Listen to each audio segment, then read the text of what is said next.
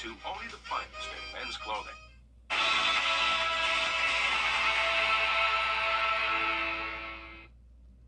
We're tracking showers and maybe even a few thunderstorms tonight.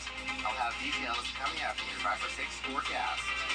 Now on News Channel 6 at 6, early voting for the Georgia primary election is over. What voter turnout looked like coming up.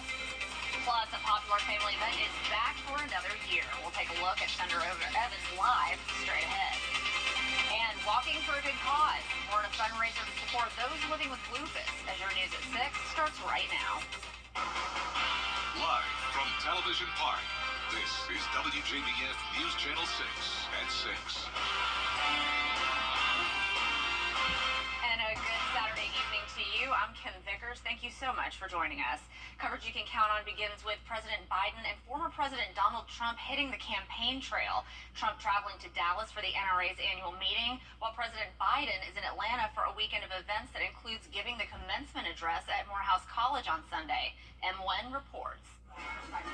President Biden arriving in Atlanta for a weekend of campaign events, addressing supporters Saturday afternoon. The fact is that this election has lots at stake. Lots at stake. It's not about me, it's about the alternative as well. On Friday, the president marked the 70th anniversary of the landmark Supreme Court Brown versus the Board of Education decision, taking aim at his predecessor. My predecessor and his extreme MAGA friends are now going after diversity, equity, and inclusion all across America. They want a country for some, not for all. Meanwhile, President Trump is in Dallas, making a stop at the NRA's annual meeting. The NRA was a big supporter of Trump during his 2016 campaign. Earlier this week, both men announcing they have agreed to 2 debates. The first will happen June 27th on CNN. Trump accepted in writing, saying, "Let's get ready to rumble." On Friday, the former president mocking one of the debate moderators. Fake Chapper and these people, they're going to be fine. They're going to be fair. I think they're going to be fair. And if they're not, you know, you have to deal with it, right? The second debate is scheduled for September 10th on ABC. Well, make my day, pal. I'll even do it twice. Both campaigns chose to go around the Nonpartisan Commission on Presidential Debates, the traditional organizer since 1988, instead opting to go face-to-face in studio with no live audience. But with the first debate scheduled for June, it will take place before either man is technically their party's nominee. M1 ABC News, Washington. Advanced voting for the upcoming Georgia primary, 7 a.m., and they close at 7 p.m. A new law goes into effect this weekend in South Carolina. It's designed to stop repeat DUI offenders. The all-offender law requires anyone convicted of driving under the influence to use an ignition interlock device. An IID works like a small breathalyzer. If it detects alcohol, it stops the vehicle from starting. The program requires convicted drivers to have an IID in any vehicle they use. The South Carolina law goes into effect on Sunday. And it's time now for a look at our first look at our Details on that coming up in your 5 or 6 forecast. Kim? All right, thank you so much.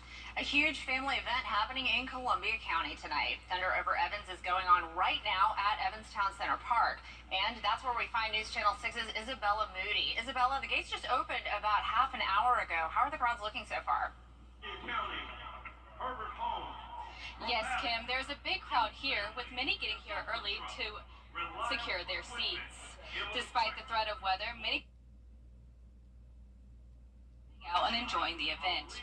Right now, they're doing a military salute, and at 7:15, the band Party Crashers will come on with a firework and drone show starting at 9:15.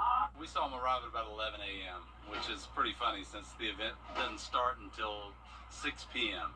So gates open at 5, but really that's for people that want to buy food or buy beer or whatnot. So people do get here and they stake their grounds. We kind of look at it almost like the golf tournament where you want to come in and put your chairs in and get your spot. People know what to expect with the loud pyrotechnics and fire bombs. There's been some rain here and there, but nothing to stop the fun here at Thunder Over Evans. Live in Evans, Isabel Moody, WJBF News Channel 6. Back to you, Kim. All right, Isabella, thank you so much. Local Native Americans are gathering for another special event in Columbia County this weekend. Here's News Channel 6's Nikita Dennis with more.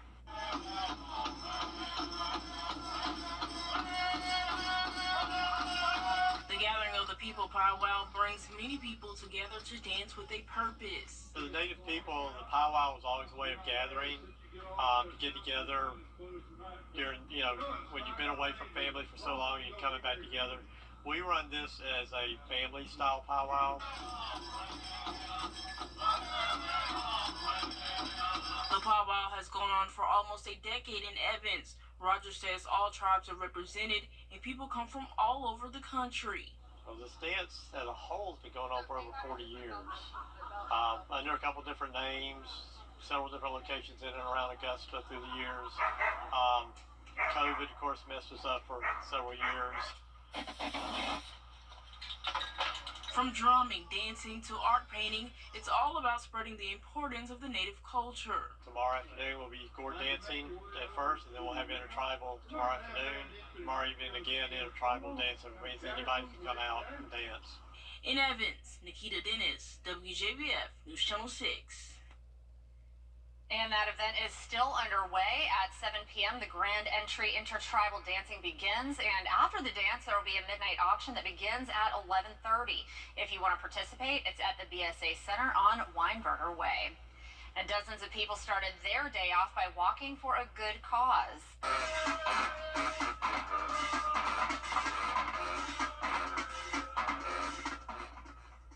Today, the Glen Hill Spartans band kicked off the annual Walk to End Lupus. The rain didn't stop the band or the participants. The event was held at the Glen Hills High School track in Augusta. More than 5 million people in the U.S. have some form of lupus. This fundraiser brings in money for research as well as financial assistance, support groups education, and awareness for people living with lupus. And for the second year in a row, the Harlem High School varsity baseball team comes home as state champions. When the bus rolled back into town this afternoon, it was met with a plaza full of people celebrating the team's victory. During the celebration, Coach Jimmy Lewis was surprised by an announcement that the Harlem High School baseball field may soon be called the Jimmy Lewis Field in his honor. If you are a coach in good standing, when you retire, you can continue to coach. That's how he's been able to continue to coach as head coach. And so it's an awesome thing. He's met all the criteria, and there's no more deserving person. The renaming isn't official until the school board's official vote on May 28th. Kira Goldstein will have more on Harlem State win later on in sports. If you didn't see rain tomorrow, you might have some rain tomorrow. If you didn't see rain today, you might have some rain tomorrow. I'll have details coming up in your 5 for 6 forecast. The rest will be fine-tuning that forecast for you as we get closer. Kim? Coming up, the latest into the investigation involving the world's #1 golfer, Scottie Scheffler. We have those details when we return. But first, here's a look at your winning South Carolina lottery numbers. The pick 3 is 107, pick 4, 5080, and the fireball is 0. Weather headlines on News Channel 6, brought to you by Hickson Roofing. The Memorial Who will stand up and fight for you. Working together, we can make a difference.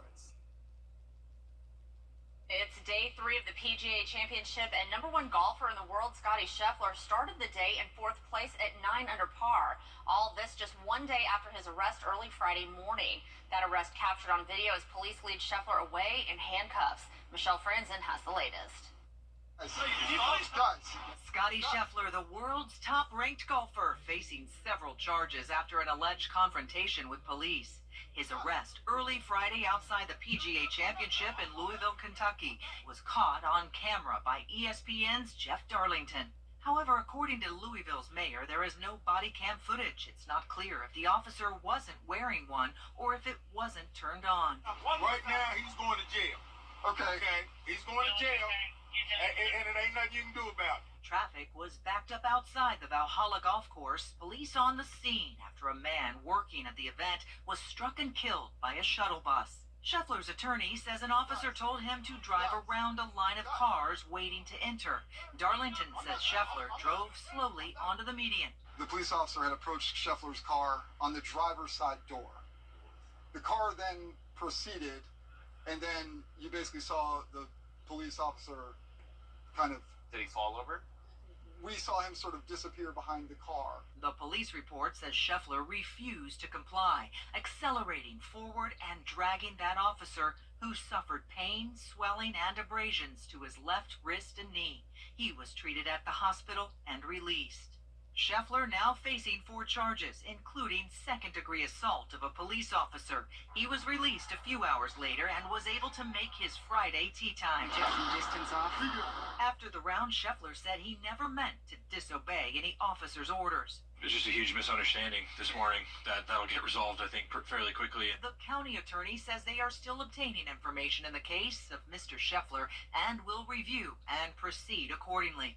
Scheffler's attorney released a statement that disputes the allegation, saying multiple eyewitnesses have confirmed that he did not do anything wrong, but was simply proceeding as directed. He says Scheffler will plead not guilty at his arraignment on Tuesday. Michelle Franzen, ABC News, New York. Coming up, it was the 3rd round of the PGA Championship, and the town of Harlem gathered in the square today to celebrate the Bulldog State Championship win. Kara Goldstein is next with sports. It's the room to go. Coverage you can count on.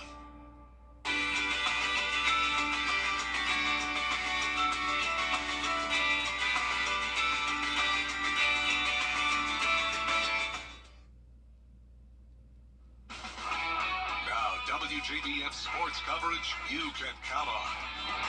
The Harlem Bulldogs baseball team won their 2nd consecutive state championship on Friday, and when they returned home, the entire town was waiting to celebrate them. Nothing was going to keep these fans from celebrating their team as they gathered in the Harlem Plaza to welcome the boys off the bus on Saturday morning. Now, many of these fans traveled to Rome, Georgia as well, and got to witness head coach Jimmy Lewis win his 898th game and earn his 7th state title.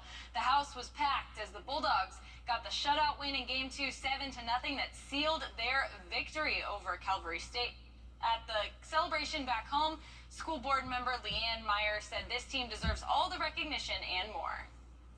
It's a sense of pride in our whole community that we all come out, that every agency recognizes the hard work that goes in for these boys every year. Rain or shine, and, win or defeat, just that the small town pride is overwhelming out here. It's great. A huge congrats to the Harlem Bulldogs on their 2nd consecutive state title. Meanwhile, Edmund Burke Academy, a big honor for a small taco stand in Mexico City. They've been awarded with a Michelin star. Tacos El Califa de Leon is the first ever taco stand to receive the prestigious honor from the French Dining Guide. Chef Arturo Martinez says the beauty of his food comes from the simplicity. He serves only 4 varieties of tacos that are made of tortillas, sauce, and high-quality beef, and it's one of the smallest restaurants to ever receive a Michelin star. I'm all about some tacos. Ooh, sounds so good. All right.